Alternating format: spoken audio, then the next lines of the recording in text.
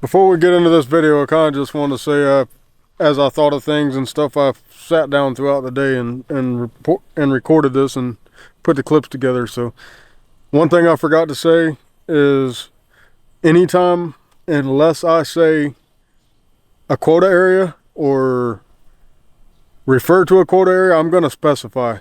So if I'm not saying quota area, whether I'm hunting, whether I'm talking hunting, anything, what I'm referring to is a walk-on piece of public. When I say public land, that means walk-on. That's non-quota. That's not special opportunity. That's no quota permit. That means anybody can go hunt it, because that's 99% of what I hunt.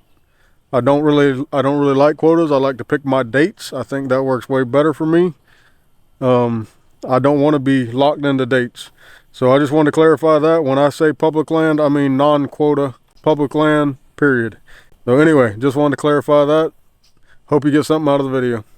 In the video I did the other day where I basically explained the GPS study data and tried to put it in context for Florida, I'll kind of want to expand or go off of that a little bit, but expand it for newer hunters or maybe guys that aren't able to locate that buck inside a bedding area and get in there close yet, or even locate the bedding area.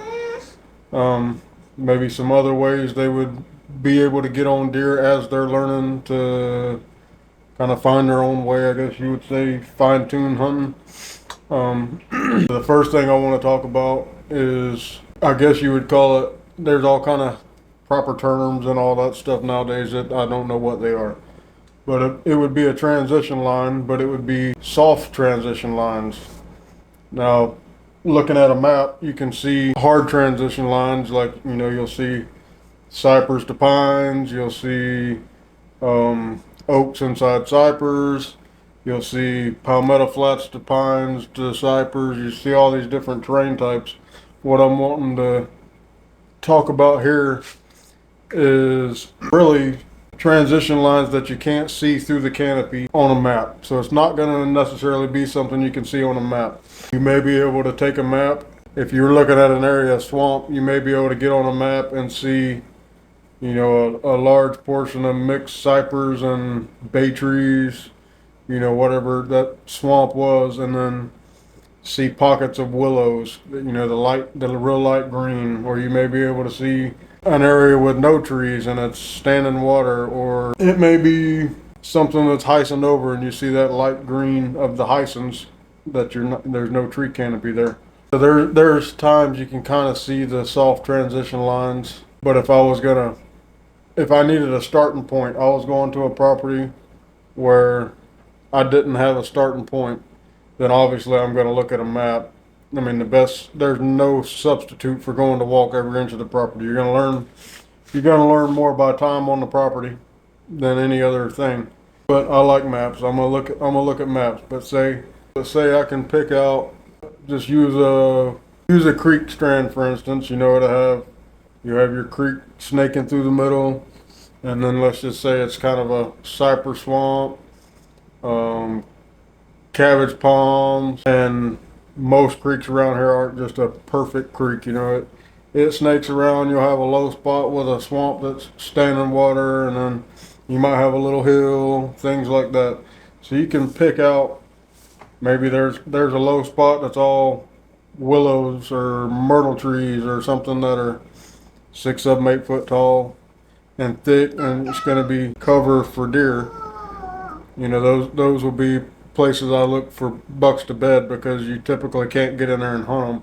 Most people aren't going to get in there and hunt them and push them out, because you just can't get in there. It might be mud up to your knees, whatever. And I know mud does not bother bucks. I've got trail camera videos and pictures of them where they're pulling themselves just through mud up to their bellies on a normal day, not escaping anything, that's a normal day for them.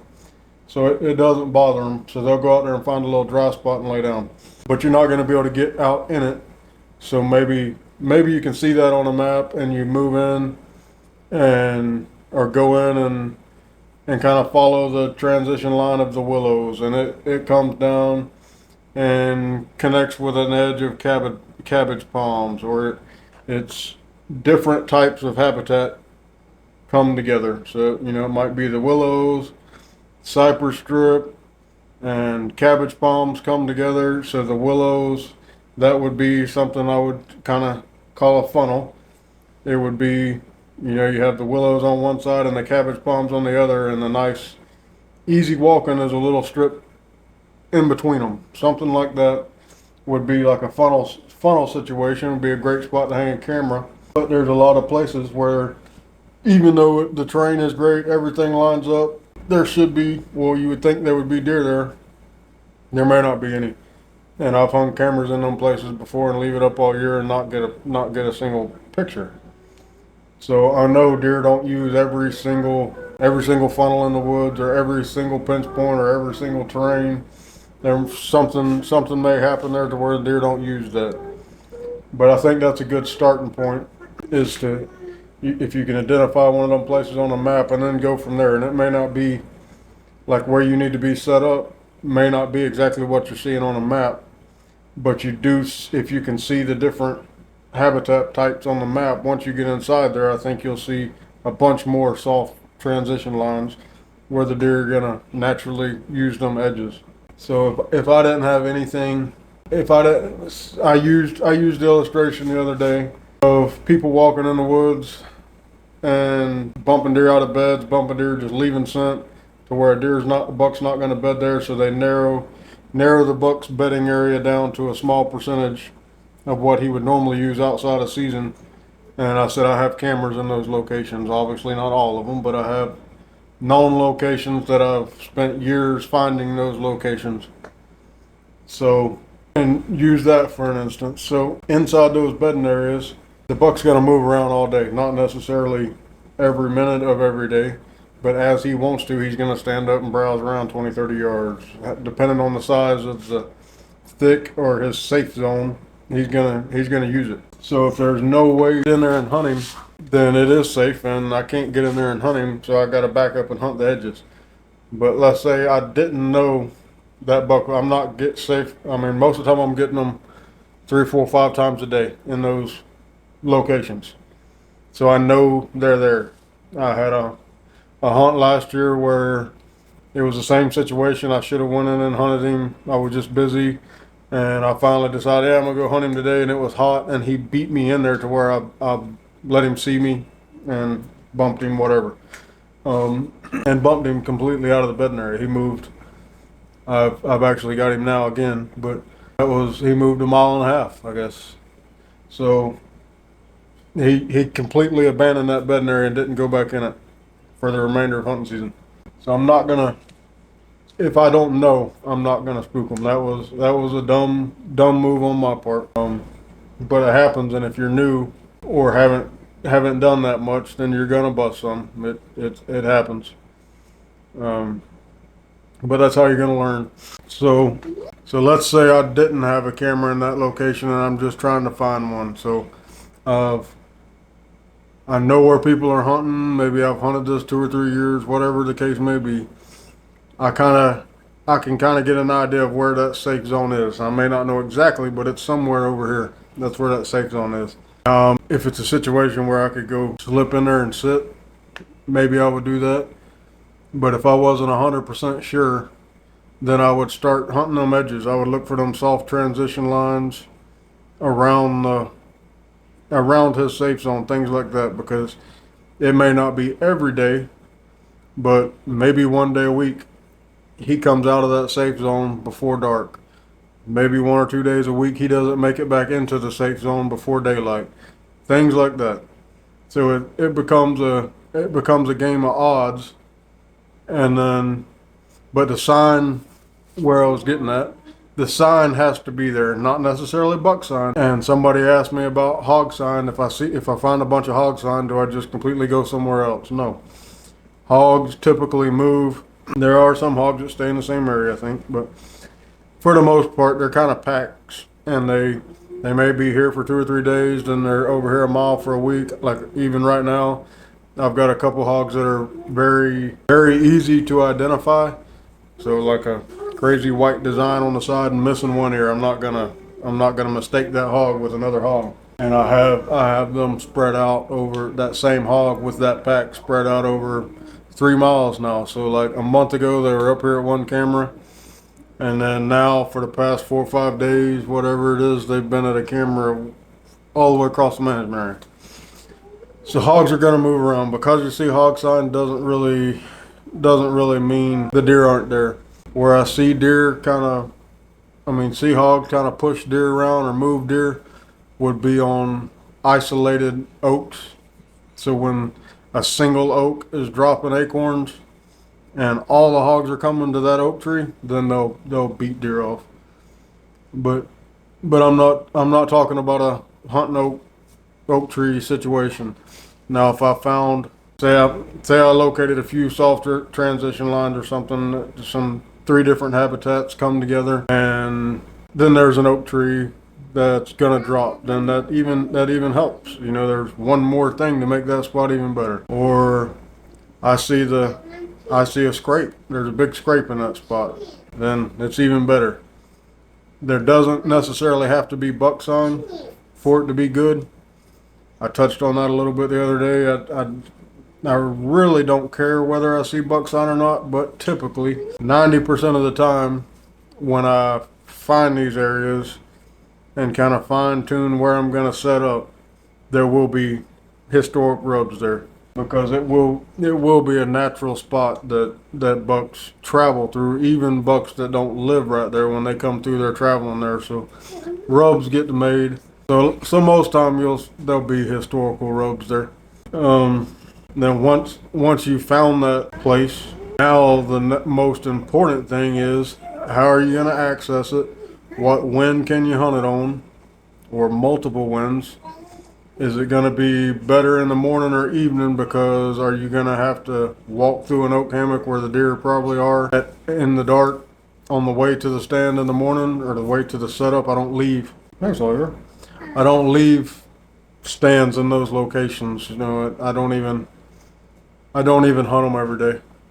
Like, I'll bounce around a little bit, but I may try to have 6 of those locations I kind of bounce around in between. But more times than not, I'm gonna shoot the deer on the first time, or maybe the second time or something. But I don't want to put enough pressure there to where he quits using it. I want him to keep it good. So that may mean one time a season is all you're gonna get out of it. I know that's hard to hear for a lot of guys, because they find a spot and they want to just go put a stand there and sit there every day. And in rut type situations, that works. Bucks from 2, 3, 4 miles away are coming through there, and you're shooting those bucks that haven't been there yet this year, and they don't know you've been hunting it. That's when the bucks get killed. But if you're hunting a deer that you think you're in the right location, because he's coming out of bed and he's going into bedding and he's coming out these transition lines, so that first day you're there, you don't see him either that night or the next day or whatever it is, he's going to come through there. And he's going to know you were there, and he may not come through there anymore, or it may not bother him too bad. He may just be a little cautious coming around it. But if you go hunt that 2 or 3 days in a row, I'm going to say you're done. That's it. You've screwed that place for the season, maybe for 5 seasons. But I would try to locate a few of those places, as many as possible, really, and bounce around between them. I don't leave my stand. I know it's aggravating when you gotta set up and take down every time you go hunt. It's not fun to do, but your odds go way up when you're hunting an early season type situation, to where if you don't see the buck and kill him that first time, there's a high chance that he's gonna know you were there. So I want to, and even inside, let's say, I used the example the other day that a management area I'm going to hunt opens mid-September. No rutting activity happens till mid-October. So if I wanted to hunt that for a month of archery season, I'm not gonna get that rutting activity. So I am hunting that 1 deer, 2 deer, 3 deer, whatever's using this bedding area, and their home range is small. They're coming out and kind of doing the same thing every day, every night. So if I go hang a stand and sit there every morning, every evening, every day, whatever, every weekend, whatever the case may be, it's gonna drastically, I would say one hunt cuts the chances 50%. I'd say that's a fair number across the board. A morning hunt, an evening hunt, an all-day hunt, whatever it is, cuts the chances 50%. So you do that 2 days in a row, you're down to you're basically zero. So I'm not gonna leave a stand. I'm not gonna hunt the same place twice. I may, ideally, if I think I've found that safe zone, remember again, I don't have a camera up in here. I may find different setups for different winds, or either morning or evening, things like that. If I'm not sure I've got him locked down, I'm basically just hunting terrain around what seems to be a safe area, a thick area, and this would be what I would do if I was going out of state. If I was going somewhere new, this would be exactly what I would do pre-rut.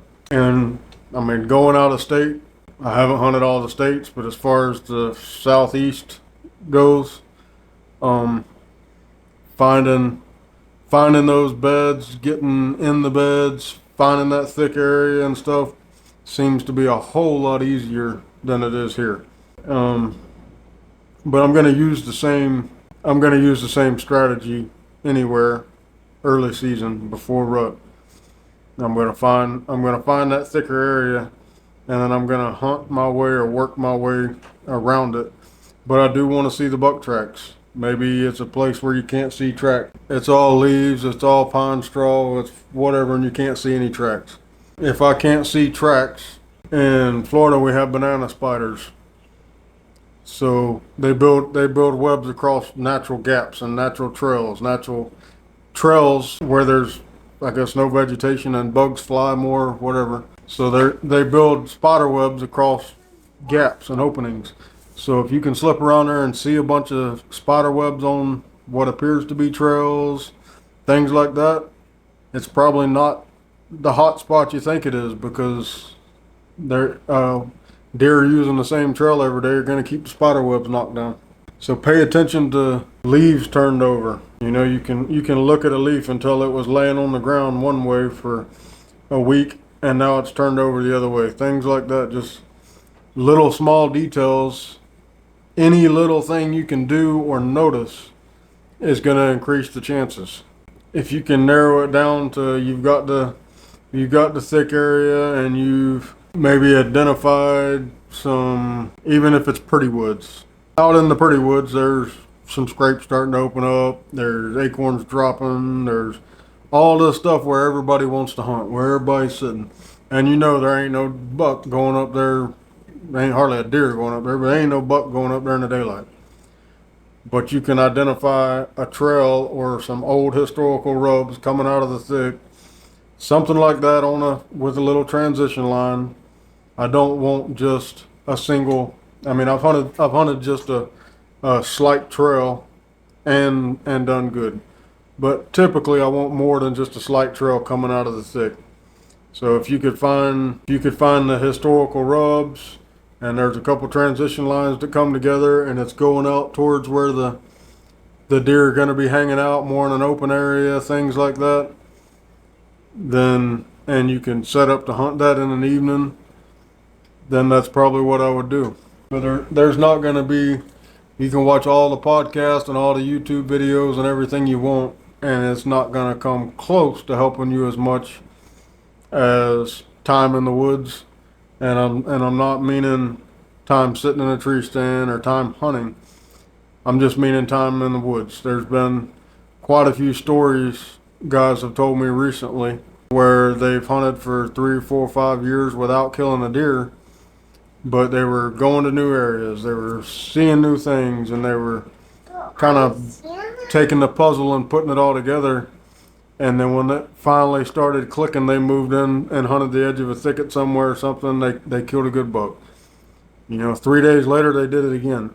And they knew where these different habitat or terrain types were on different pieces of public land. And they went there, and they went 4 years without getting a shot to one single season tagging out with 5 nice bucks.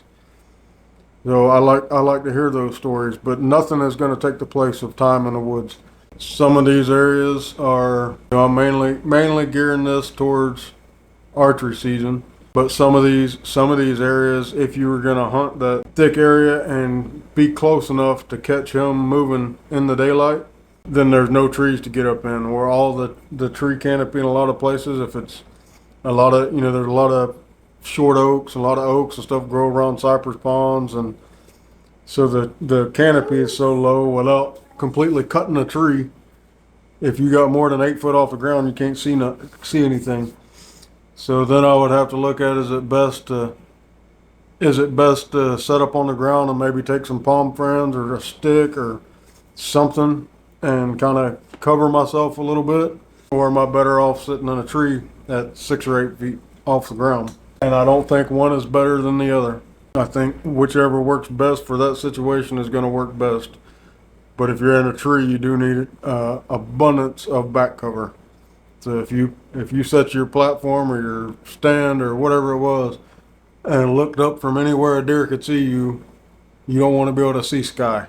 So you need to be covered in. Same thing on the ground. You need to be covered in. But in some of those places, I think it's a little easier to get away with the ground setup. Now you might leave more ground scent. You're going to leave ground scent regardless. If you're sitting in a tree stand, you got skin cells falling. If you're like me, you dip snuff, you're spitting, whatever it is, you're going to leave scent where you were sitting regardless of being in a tree or being on the ground.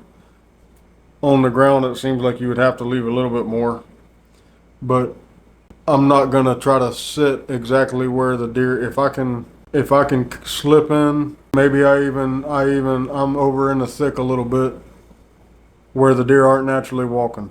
If I can slip in that and then kind of pop out to the edge, I may be able to get some more hunts out of it.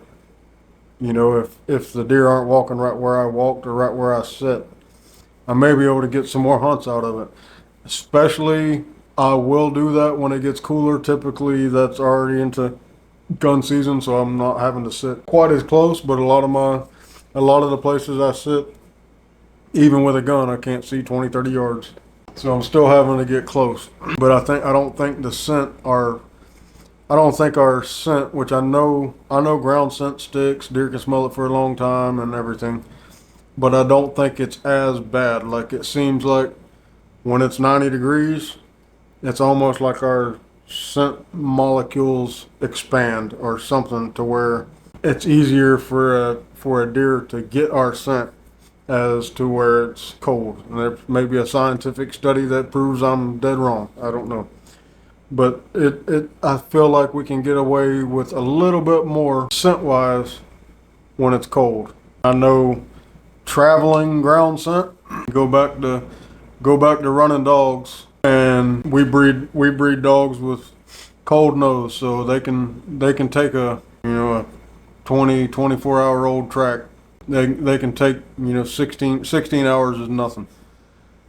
So I know that when it's hot, and I'm talking when it's cooler too, if the temperatures get up to 100 degrees, that time goes back to 8 or 10 hours, because I guess the scent evaporates faster, whatever it is.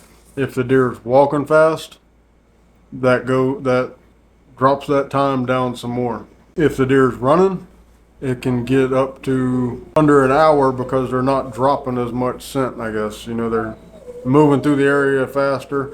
If it's windy, the scent is blowing away, so you don't have an exact scent trail.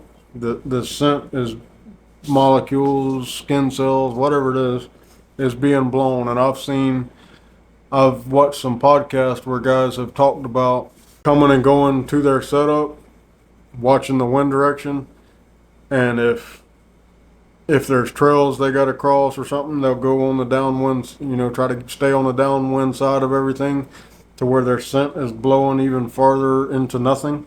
I'm sure that would help some. I've never took a deep dive into that.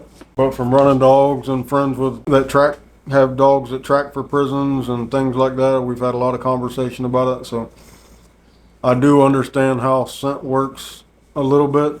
There's times I can minimize my scent. Opening day of Zone C, when it's going to be 96 degrees by 2 o'clock in the afternoon, it's going to be nasty humid. That's going to be the worst conditions for the scent. whether that's leaving ground scent or just deer smelling us in general. So I would keep all that in mind. Maybe, I mean, I understand everybody wants to kill a deer. That was my goal for a lot of years, is to kill a deer, kill a big deer, kill more deer than anybody else, whatever it was. And I've backed off of that a lot. But for newer hunters, they wanna be successful, and I get it 100%. But you may be a little more successful by taking that hot day and bouncing around a little bit, something kind of make, if you don't completely know the terrain, kind of get to learn the terrain without messing other hunters up. But it may be where you can't move in and hunt that deer, and if you do, you're done. So you haven't done anything other than waste some time and screw your spot up, or screw up where that deer was laying. I'm sure in some cases a pressured buck will go hide out, and one thing I'm thinking of was up in Illinois. It was like 100 mid 180-inch buck. Quite a few people were after him, and it was during, I guess, like first week of archery season, whatever it was, and everybody's thinking this deer's bedded off on the side of this hill, or he's over here in this bottom, and all these things, like a mile and a half over here. Well, a guy that was in camp with us decided to cut down a fence line at 2 o'clock in the afternoon and get into where he was going to hunt early, and saw the deer standing up in a brush pile out on private, one of these big farms. I don't know how long ago they had done it, maybe probably 5 years by looking at it, but they had cleared some trees and pushed up all this brush, and a lot of it in the center had rotted down and all this. Well, this big buck was coming off the public, going across the field and getting in the brush pile before daylight and not coming out till after dark. So he's got all the browse and everything he needs inside a brush pile in the middle of a 400-acre field. So they will do some absolutely crazy things, but I don't think pressure is going to keep them from moving. Just like that deer was moving around inside a brush pile, they're going to find that safe area to where they can move around, even if it's just the size of this room. They have to stand up and browse and do something for the most part. With dogs, I've jumped deer in areas where, like, especially when I'm walking with the dogs, and you know, a lot of times you can hear the buck get up, whatever it is. The buck takes off, dog's running, he comes out to a road, somebody kills him, and I can see exactly where that buck was laying, and there's absolutely nothing there. For him to be, you know, he was laying up on a knob where he could see out into a creek or something. From where he was laying, he would have to get up and move at least 100 yards to even find anything green. Like he was in nothing, just nothing. Not even algae, just nothing there but black mud and dried cypress needles. So I do see that, and I don't think in those cases, like I can't say for sure, but I don't think in those cases the deer is going to bed all day. If he gets a wind shift, he's probably going to switch a little bit. If he needs to browse, he's going to do that 100 yards over to the edge or whatever, you know, and browse. But I think those situations are kind of limited down here in the south. Most areas have some type of browse to where he doesn't have to move very far, and he's going to move throughout the day. I know I'm kind of dumping a lot of videos on y'all, but I want to try to help as much as I possibly can. And like I said earlier, you're not going to go out and be successful off watching me or listening to podcasts or whatever. You're going to have to fine tune everything, but you can take bits of information of something I say or somebody else says or whatever, and start putting it together and seeing that picture and be successful and fine tune where you're at for your area. So, but that's it. Thanks for watching. We'll see you on the next one.